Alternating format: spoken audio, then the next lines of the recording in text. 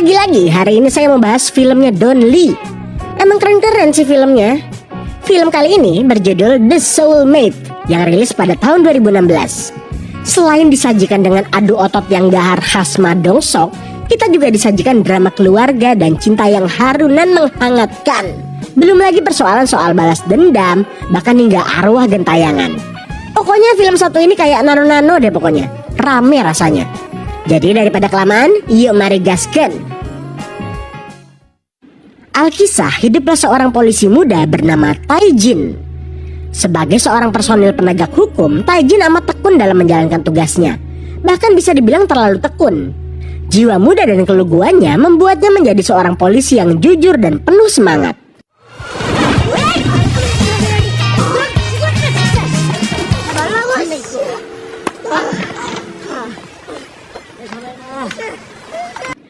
Di kantor polisinya yang kecil, Tae-jin ditemani atasannya yang lemas namun tegas, yakni Inspektur Yang, serta partnernya yang pemalas, yakni Jong-sik. Meski demikian, hubungan pertemanan antara mereka bertiga cukup erat. Tae-jin juga memiliki seorang tunangan yang cantik dan manis bernama Hyunji. Hyunji bekerja sebagai pedagang ikan di pasar. Hyunji seringkali kesal karena Tae-jin sering terlalu mendalami pekerjaannya sebagai polisi dan jarang memikirkan keselamatan dirinya sendiri. Tapi mau bagaimanapun, Hyunji tetap amat sayang pada Tae-jin.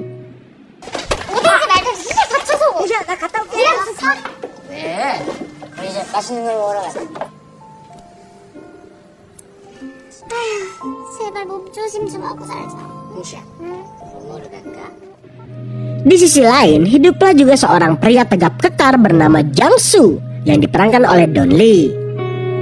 Meski memiliki fisik yang lebih prima daripada pria pada umumnya, Jang-soo adalah orang yang cuek dan tidak suka mencampuri urusan orang lain.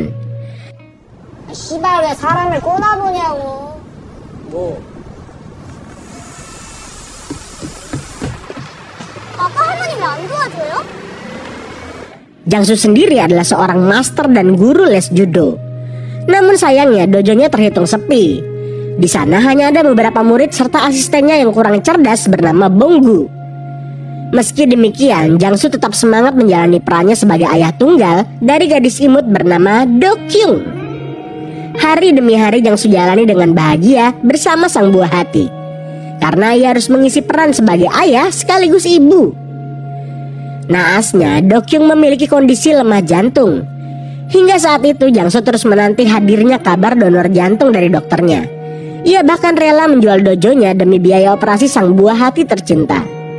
Suatu hari Tae-jin tengah berpatroli. Tapi waktu ia lewat dermaga, ia melihat gerombolan orang yang mencurigakan di sana.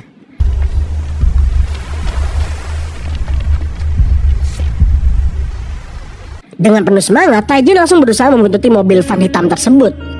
Ternyata mobil van tersebut adalah milik Jang-soo. Tae-jin langsung memberi Jang-soo segudang pertanyaan. Namun Jang-soo malah bingung. Ia menjelaskan kalau van itu ia gunakan untuk mengantar jemput murid dojonya. Tapi Tae-jin tetap tidak percaya. Jang-soo pun mulai kesal menanggapi polisi rese satu ini.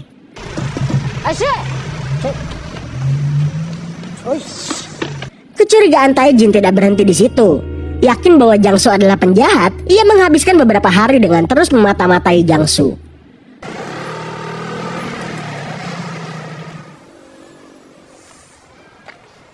무슨 일이세요?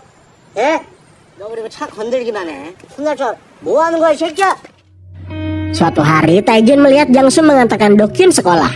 Tapi begitu ayahnya pergi, Do-kyun bukannya masuk sekolah, tapi malah masuk ke bangunan kecil di samping sekolah. Tae-jin hanya melihatnya dengan wajah heran. Malamnya, waktu Tae-jin tengah jajan di Indomaret, ia sontak kaget melihat klub di depannya. Di depan klub itu berdiri pria mencurigakan yang dulu ia lihat di dermaga waktu sedang patroli. Karena curiga, besok malamnya Tae-jin kembali memantau klub tersebut. Dia semakin kaget melihat ada Jang-soo di sana. Tae-jin pun langsung membuntuti Jang-soo, tapi di jalan ia melihat dua orang pria yang sedang memukuli seorang gadis. Si gadis tampak membuang HP-nya ke semak-semak sebelum ia digiring para pria ke dalam bangunan. Tae-jin lalu mengambil HP tersebut. Esoknya, Tae-jin memberitahu Jong-sik soal video yang ia temukan dari HP wanita semalam. Rupanya video itu merekam kegiatan prostitusi ilegal yang ada di klub tersebut. Malamnya, Tae-jin mendapat telepon dari Jong-sik yang memintanya datang ke suatu tempat. Sementara itu, Jangsu terlihat baru saja membelikan mainan untuk putrinya. Tapi dia kaget karena mobilnya sudah tidak ada. Dan yang ada hanyalah surat pemberitahuan bahwa mobilnya diderek dan disita. Seketika ia melihat Taejin lewat di depannya. Karena mengira Taejin yang menderek mobilnya, ia langsung menyusul si polisi itu. Tak lama kemudian, Taejin tiba di lokasi yang diberikan Jong-sik di sebuah parkiran gelap. Tiba-tiba,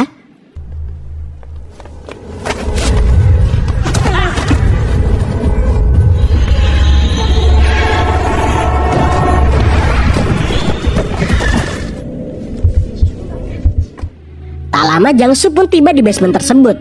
Ia langsung kaget melihat tubuh Taejin tergeletak tak bergerak di lantai. 왜 그래? 어? 뭐야? 전화가? Jong-sik pun tiba di tempat tersebut. Ia heran kenapa Jangsu ada di sana. Rupanya Jong-sik adalah seorang polisi korup yang berkomplotan dengan para gangster. Tapi waktu melihat Taejin tergeletak tak bernyawa, Jong-sik langsung panik. Ia tak menyangka bahwa temannya akan dibunuh. Ia langsung marah-marah dan langsung memanggil polisi ke tempat tersebut. Para anggota gangster pun langsung kabur, sementara Jong-sik tampak menyesali dampak perbuatannya. Tiba-tiba,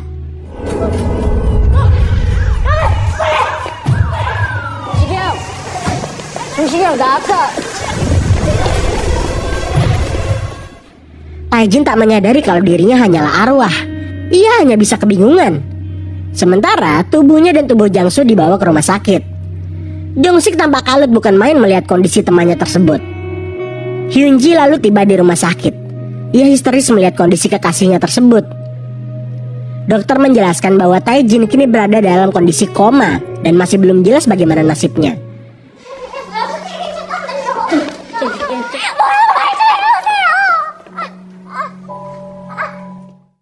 Tak lama kemudian, arwah Taejin tiba di rumah sakit. Ia masih bingung melihat kekasihnya menangis. Namun kala ia melihat tubuhnya sendiri,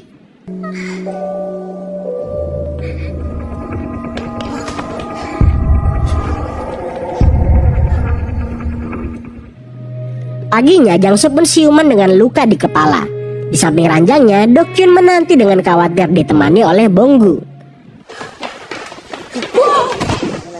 멀쩡하네. Rupanya, entah mengapa Jangsu mampu melihat dan melakukan kontak fisik dengan arwah Taejin. Taejin pun heran bukan main. Ia langsung menjelaskan pada Jangsu bahwa dirinya adalah arwah. Namun Jangsu menganggap Taejin sudah gila. Namun, 제가 말씀드렸잖아요.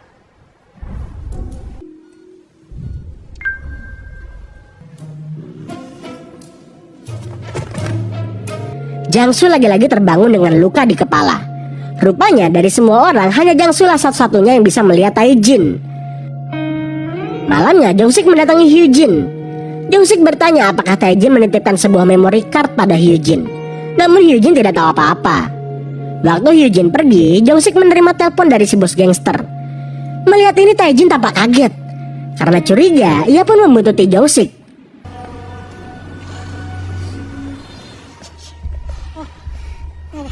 네가 부른 거 아니야 이 새끼야! 무서우니까. Ternyata bos dari para gangster yang sebenarnya adalah Inspektur Yang, yakni atasan Taejin dan Jong-sik di kepolisian. Menyaksikan ini semua, Taejin shock dan marah bukan main. Di situ Inspektur Yang menugaskan bawahannya untuk menghabisi saksi mata yang masih ada, yakni Jangsu. Mendengar ini, Taejin langsung bergegas kembali ke rumah sakit untuk memberitahu Jangsu. Namun Jangsu tidak percaya kata-kata Taejin. Sementara itu, para gangster tiba di rumah sakit tersebut.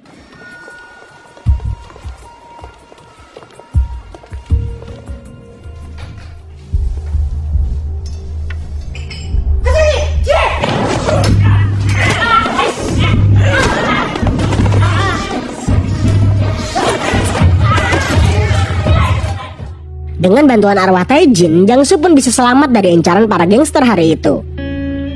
Malamnya, suster menyerahkan barang-barang Taejin kepada Hyunji yang masih setia menunggu di tepi ranjang Taejin. Di kantung baju Taejin, ia menemukan lembaran formulir registrasi pernikahan. Rupanya, sebelum ia koma, Taejin berniat mengesahkan pernikahannya dengan Hyunji. Hyunji pun tak kuasa menahan tangisnya.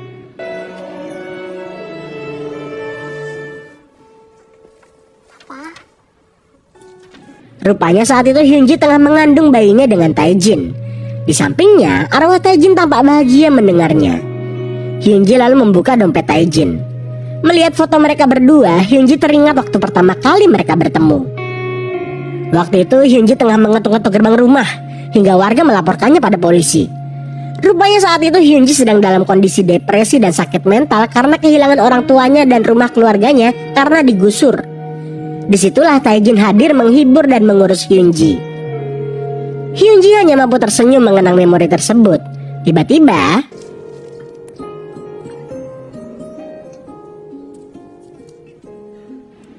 Hyunji langsung menelpon Jongsik dan melaporkan soal memory card tersebut.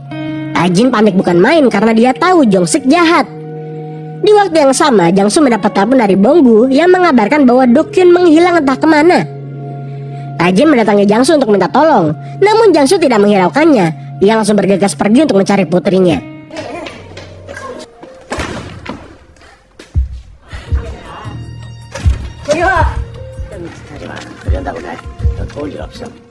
Tiba-tiba Taejin teringat waktu Dokyun bolos sekolah. Ia pun langsung mengabari Jangsu soal lokasi tersebut. Dan benar saja, Dokyun ternyata ada di sana dalam kondisi tak sadarkan diri. Jangsu langsung melarikan Dokyun ke rumah sakit.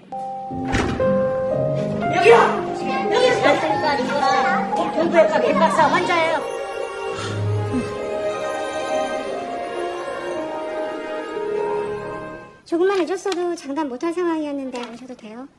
선생님, 진짜 고맙습니다. Di atap rumah sakit, Taejin bertanya sejak kapan Dokyun sakit.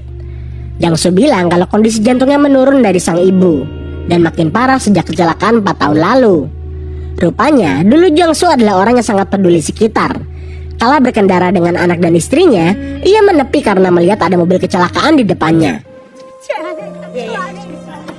Namun setelah ia menolong pasangan suami istri tersebut,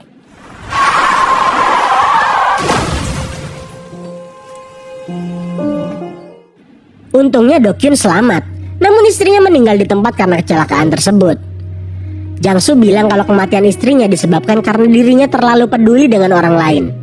Itulah mengapa kini dia memilih untuk tidak peduli. Karena untuk apa membantu orang lain apabila keluarganya sendiri saja tidak bisa ia jaga. Sementara itu Hyunji tengah menemui Jongsik untuk menyerahkan memory cardnya. Dengan gugup, Jongsik menerimanya dan berpesan agar Hyunji berhati-hati. Melihat itu Taejin murka bukan main. Seketika arwah Taejin tampak sekarat. Di waktu yang sama kondisi tubuhnya rupanya memburuk. Setelah stabil, dokter bilang kalau kondisi Taejin kian memburuk dan bisa mati kapan saja. Mendengar ini Hyunji sedih bukan main.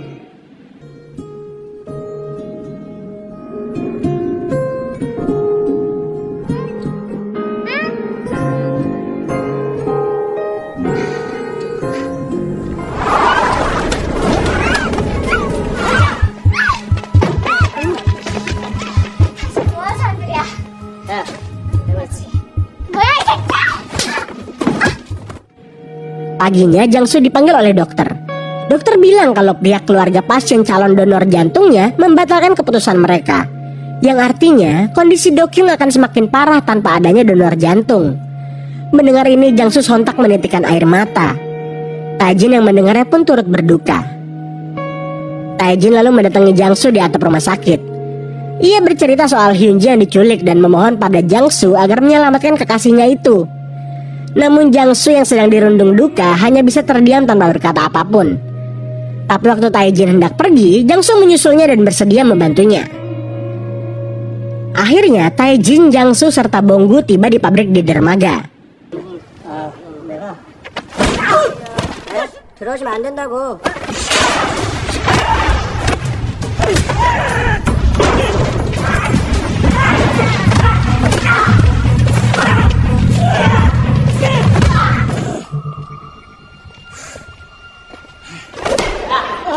Kelar dari sana, Jangsu lanjut keluar dan bertemu dengan Inspektur Yang. 괜찮아.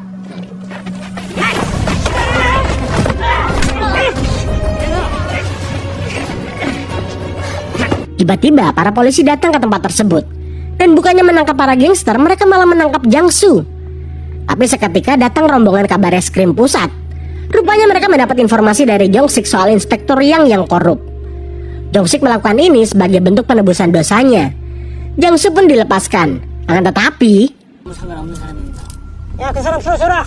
그리고 살인, 교사, 살인, 예전 납치, 살인, melihat situasi ini, Taejin langsung mengerahkan segenap tenaga dalam arwahnya dan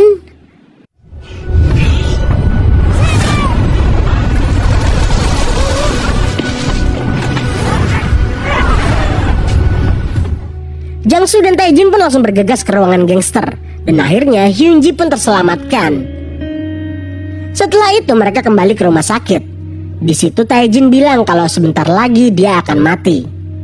Sebelum itu dia minta tolong sekali lagi pada Jang-soo.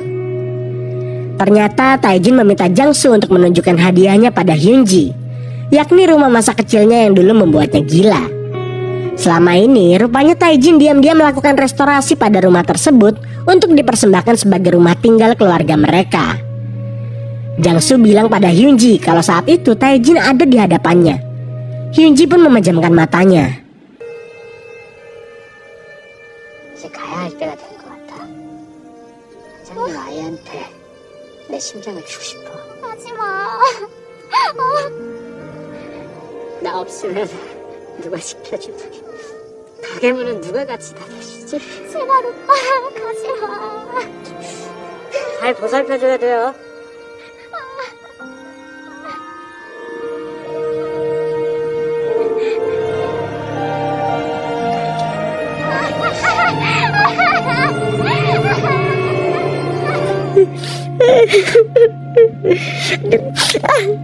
Sorry. Oke, lanjut. Dengan jantung pemberian dari mendiang Taejin, para dokter pun bersiap melakukan operasi transplantasi. Tapi ketika dokternya berpapasan dengan Jang-soo, 혹시 자기가 저기 있어. rupanya sang dokter adalah pria yang dulu diselamatkan oleh Jang-soo waktu kecelakaan. Si dokter pun berterima kasih pada Jang-soo. Ia lalu bilang kalau ia akan memastikan semuanya lancar. 시작하겠습니다. Waktu pun berlalu. Sejak pertemuan dengan si dokter, kini Jang-soo kembali menjadi seperti sedia kala lagi, yakni sebagai orang yang peduli dengan sekitar dan selalu menolong sesama kapanpun ia bisa.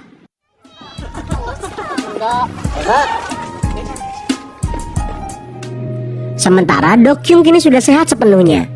Saat luang, ia sering mendatangi Hyun-ji yang tengah hamil. Hyun-ji pun senang bisa mendengar detak jantung mendiang suaminya yang berdenyut di tubuh gadis mungil tersebut. Sementara Taejin terus mengawasi mereka dengan senyum bahagia. Dan filmnya pun mamat.